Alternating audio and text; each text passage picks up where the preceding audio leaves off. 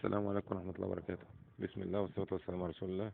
اللهم صل وسلم وبارك على سيدنا محمد وعلى آله وصحبه وسلم تسليما كثيرا.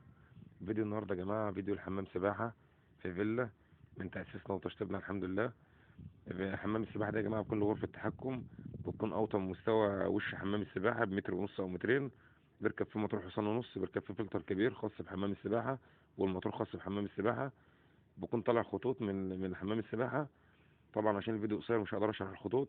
هو الموتور بيسحب من 3 خطوط وبيودي الفلتر، والفلتر بياخد من الموتور ويطلع اتجاهين، اتجاه صرف واتجاه بيروح على الموجة والرشاشات، اللي هي يا جماعة الخطوط 3/4 اللي هتشوفوها دلوقتي في الفيديو في الصورة.